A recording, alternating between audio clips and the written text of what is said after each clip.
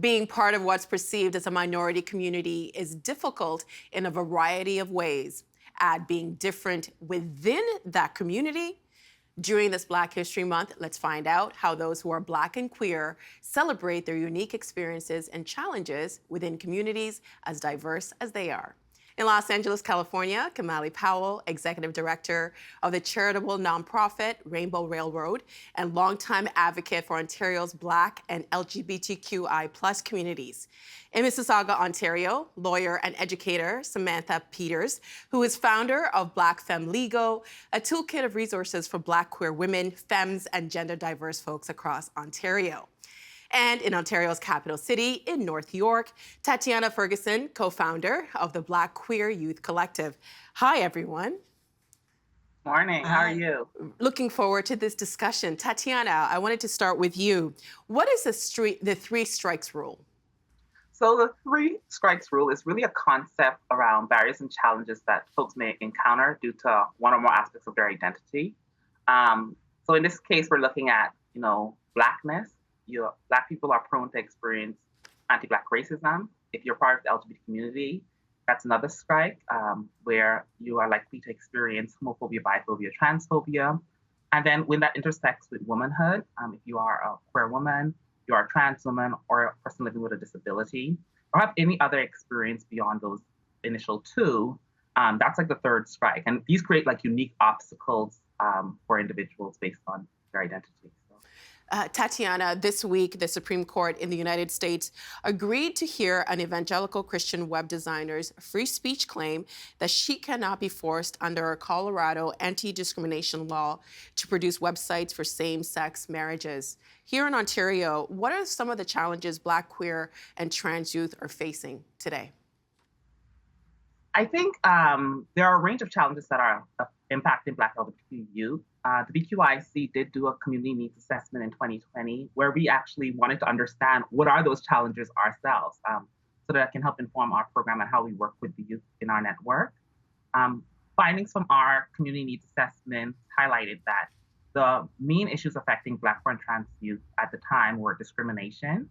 And this can be a range of discrimination based on their gender identity, based on their race, based on their ability and disabilities.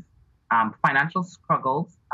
So a lot of our youth were living in the lower income tax bracket. A lot of our youth are a bit financially insecure. So financial struggles was identified as like one of the second issue. And the third was barriers to employment, education, and training. So I would say those are the top three issues that are affecting youth based on our community needs assessment. Kamali, in the United States, there seems to be something happening in the news every day. There's several anti-gay bills happening right now in the country. Has the pandemic made some of these issues worse, the issues that Tatiana brought up? Yeah, absolutely. I think you were referring to the really egregious bill that was introduced in Texas that targets trans youth and trans families. That makes it them liable to criminal charges for just allowing their child to get access to gender affirming care. And what we've seen during the pandemic is that it really has exacerbated inequality. And what we know is that LGBTQI+ persons, and in particular persons of color, are disproportionately affected by the pandemic. They are frontline workers that do not have the luxury, have been able to shelter in place, who have been at the front lines and have not been given access to equitable income.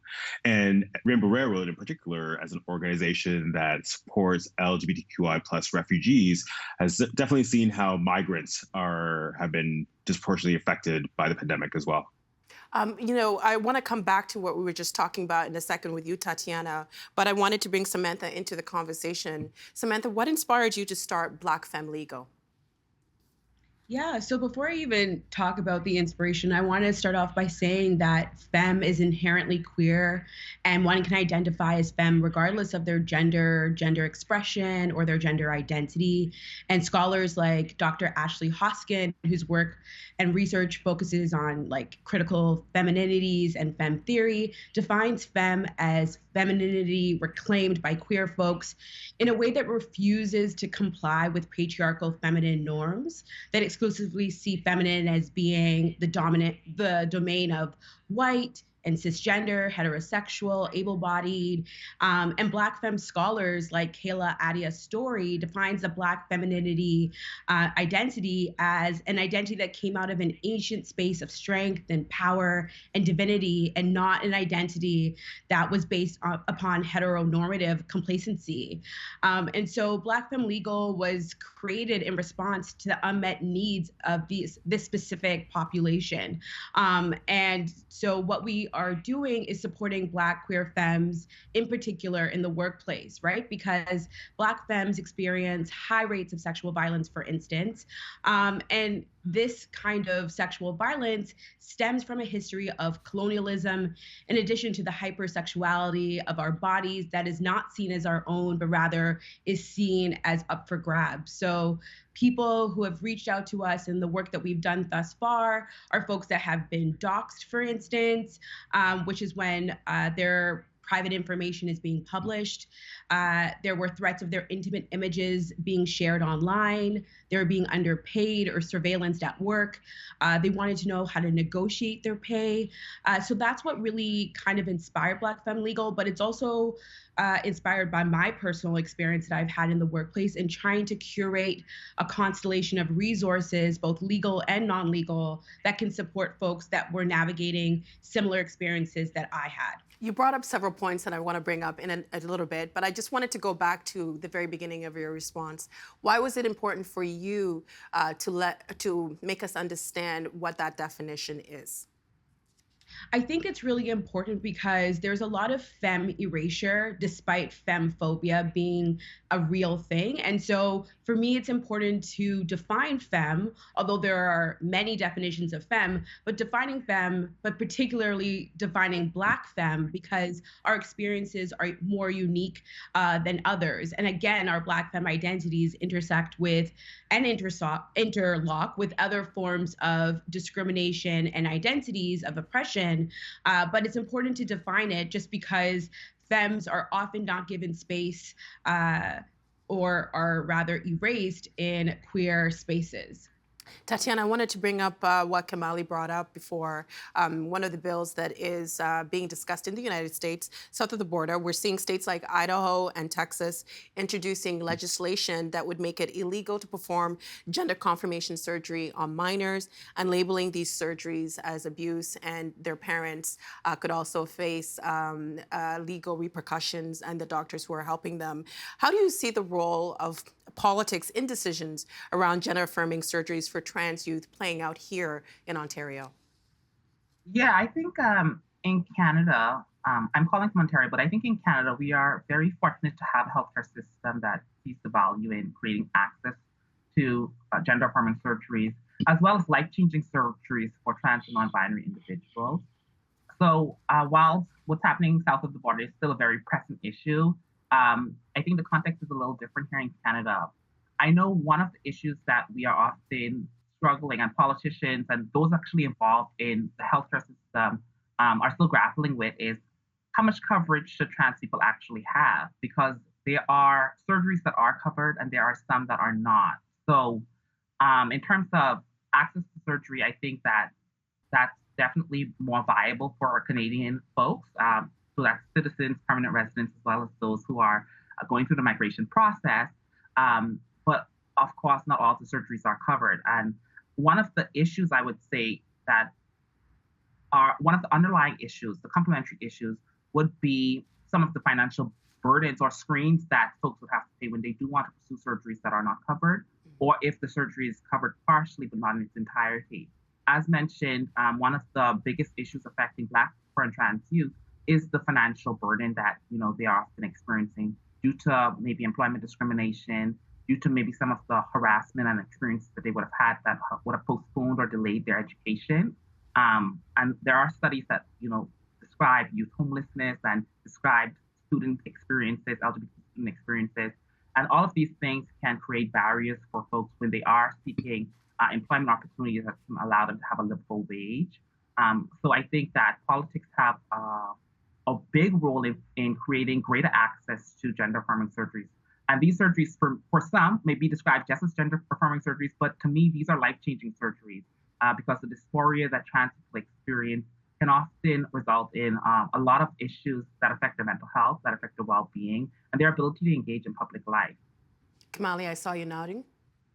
Yeah, absolutely. One of the things I would say, we're having this conversation in the context of what's happened in the United States, but I think if we've been watching just the events of the past few weeks around these protests or the occupation of Ottawa and multiple cities, where although on one hand we're having a conversation around the convoys and the pandemic, there's a lot of coding happening around and a lot of code words, and images of homophobia, transphobia, biphobia, and racism. And that's how policy kind of creeps up to disproportionately affect people of color. And so I think, as my colleague was really talking about, this not necessarily being an Ontario Canadian context, I think we need to be alarmed or need to be concerned when lawmakers stand in solidarity with movements that may eventually disproportionately affect our community. This next question I want to ask for you. I want to ask to you all. Samantha mentioned identities of oppression.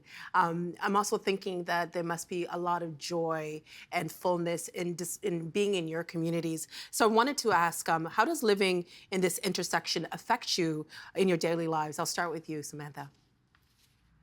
So, I mean, living at this intersection, of course, there are challenges, right? Like, I don't experience discrimination, for instance, in silos. It's based on my Blackness, my queerness. I'm non-binary. And so all of those identities affect my daily life. But I also think it's important to highlight the joy that I experience as being Black and queer. How it affects my life is now I'm open to and able to have access to wonderful spaces that are for and by Black, queer, and trans folks. And I'm able to see us celebrate joy and pleasure and play in so many wonderful ways. And so, of course, there are detrimental and negative ways in which my identity is impacted every day. But I can't ignore the wonderful and beautiful things it is to be Black and queer, right? And I think what's so beautiful about our community is that we are creators and dreamers and are able to define ourselves for ourselves in wonderful ways, and it inspires me. Tatiana, I see you smiling. Yeah, like I would say, echoing Samantha's sentiments, like being Black and queer is all I've known all my life, and to be connected with community here in Canada, to be able to provide service is like it's so fulfilling. And speaking of celebrating Black joy, Black queer joy, that was actually the theme of our Pride event last year. I encourage folks to check out our website if you're interested in seeing what's happening in community. And as Samantha also mentioned, I think our community is very vibrant, it's very dynamic, and it allows for creativity and self-expression to really be showcased. And I'm very proud that the BQIC is one of the organizations that's doing that work to facilitate spaces where folks are safe to be themselves, where folks are able to come into our space, find their identity if they're questioning it, and also meet like-minded people. It's not like our entire team is Black and queer. Whilst we may not wear those labels, we do think that it's important for us to be visible. And yeah, I think it's one of the greatest joys in terms of me migrating to Canada and doing the work that I'm doing. And Kamali? Well, let me start by saying, it's as a cisgender male, it's just great to be on a panel full of Black women discussing Black queerness. I'll start there. And, I have a bit of privilege just being a cisgender male, but also being in a community and a family that accepts who I am. And I realize that even though that exists for me, just being on television talking about my queerness is something that I pause about because we're not used to being that, doing that, especially as a Black male. And Black joy for me is how our chosen family shows up every day. I am really fortunate to have a large community of mentors who've inspired me every day, from those who built movements like the Black Coalition for AIDS Prevention or Blackness Yes or Blockorama. There, I think Black Joy for me is standing alongside many people before me who have created spaces for Black joy when they did so at the risk of themselves, when really being out and loud and Black and queer could, in Ontario, allow you to be victims of violence. And so I'm really just thrilled that we've come so far, even though we have a long way to go. Part of this discussion is about community and your chosen family. But I imagine that if you do live maybe in a smaller town, it might be a different reality. Or maybe if you live in a downtown area where there might not be as many people of color, that it might be a different reality. So, Tatiana, I wanted to ask, how does being Black and queer and living outside of a major city differ from the experiences of those who live in the GTHA, for example? Yeah, like referring back to our community needs assessment, we actually sought to understood that very dynamic. Like, what is the urban or city experience compared to the rural experience or the outer city experience? And we found that there aren't a lot of programs for Black LGBT youth, and maybe those programs that are in their local neighborhoods, they prefer not to access because roughly 50% of the respondents in our community needs assessment shared that they commuted to Toronto for programming, like LGBTQ programming. And I think a lot of that has to do with safety, a lot of that has to do with options, as well as connections, the type of programs that's being run in the city. Unfortunately, most programs are in the downtown core. I don't even live in downtown Toronto, but it's in the downtown core. So for individuals who live outside the city, that does create an additional task, I guess, in terms of having to commute maybe an hour, 2 hours to get to a program. But yeah, I think there are like service deserts, depending on where you are in the country. And Samantha, I wanted to ask you, you were talking about the workplace, and I imagine that experiences are very different for different generations. How do the challenges of young Black and queer folks differ from members of the community who might be older? Yeah, so I think the issues for younger Black queer folks that I've encountered thus far are things like doxing. Folks that have accessed our services, for instance, work in sex work, right? And so the issues may be different, but I think that they also are similar in the sense that the core issue or the crux of the issue also more often than not has to deal with harassment, discrimination, ableism, transphobia. And so while there may be different needs between generations, I think the crux of the issue remains the same. And so I'm fortunate to be able to support folks regardless of their age. One of the things that I love about social media is the fact that you can see content that otherwise you might never see before. Last week, I saw a video of these two older women who were finally getting married, and because they were, for most of their life, their relationship was a secret. Kamali, are there issues older generations face that might be different from those of who are in the younger generation?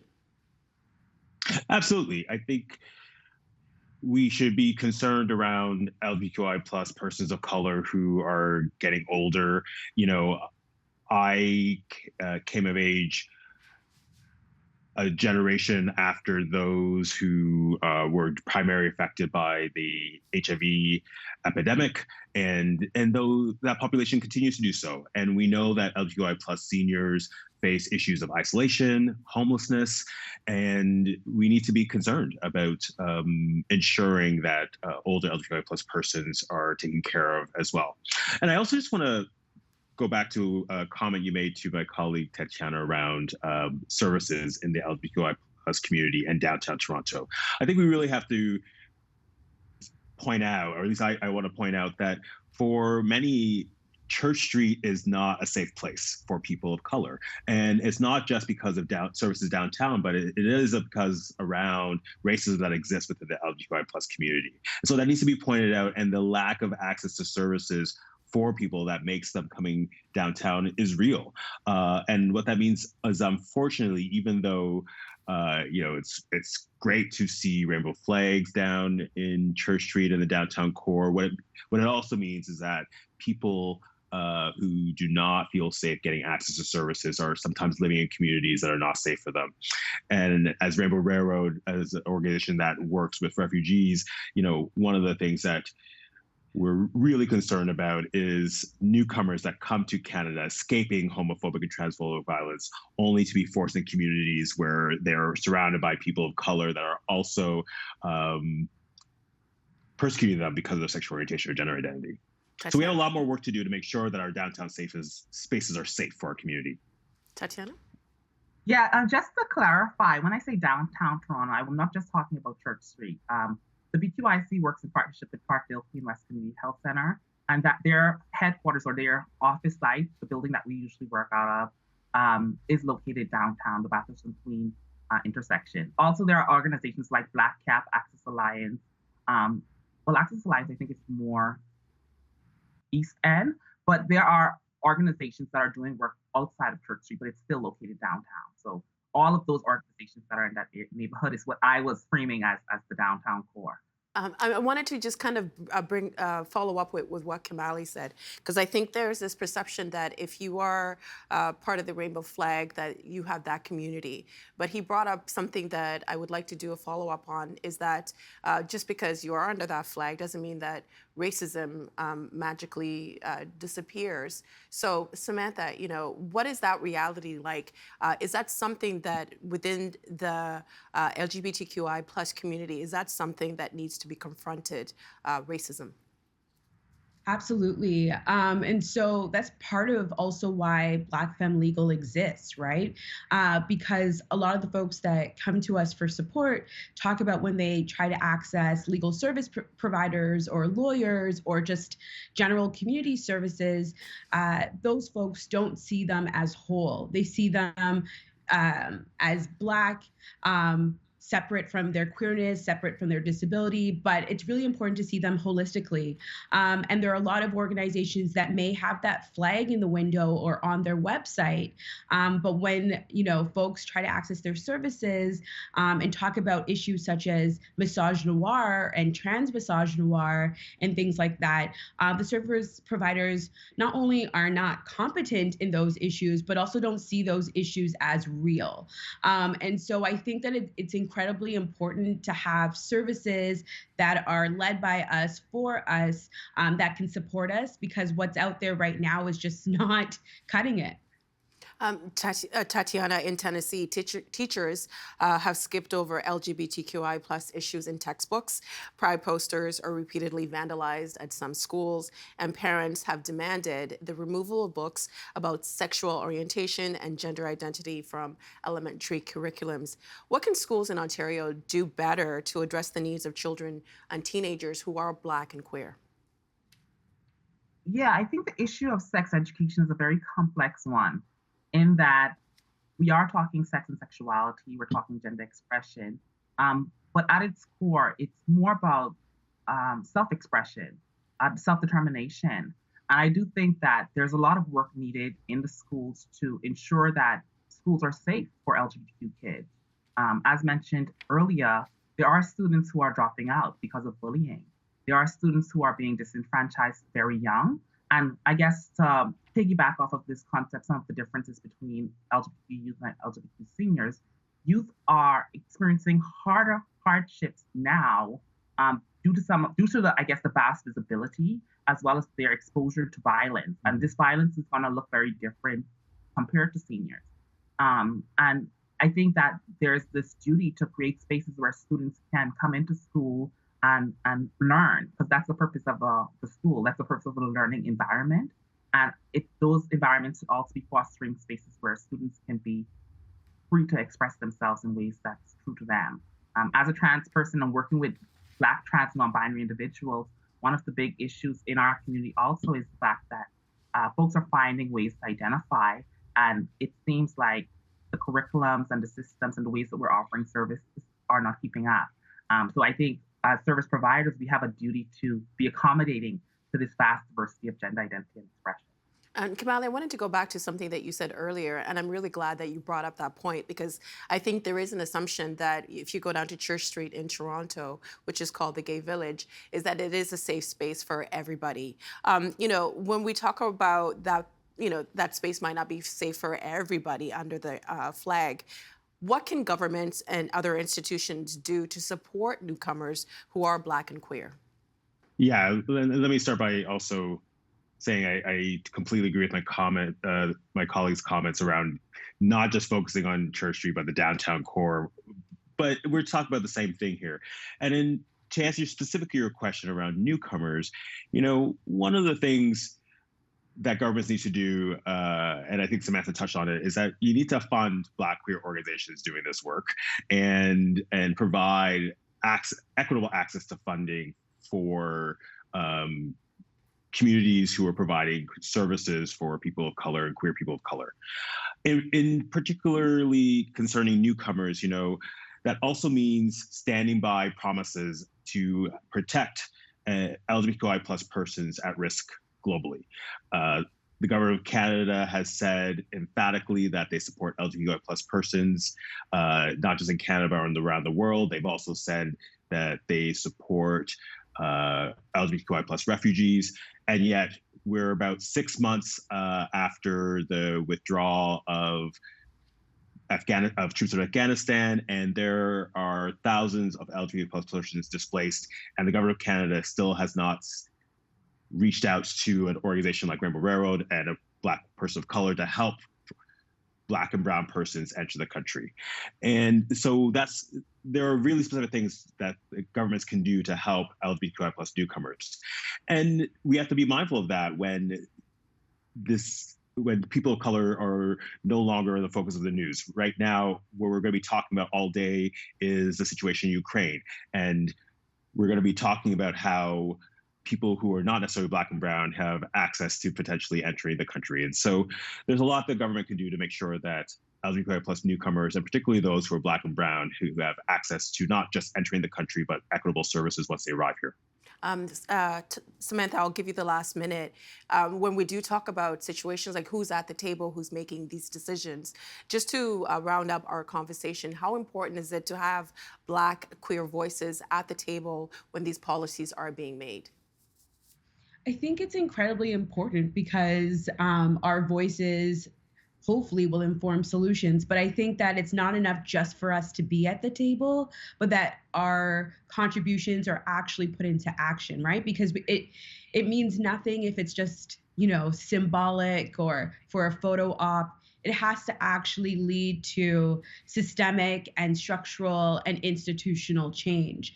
And so having us at the table and actually allowing us to inform policy and inform law can lead to transformative possibilities for us all.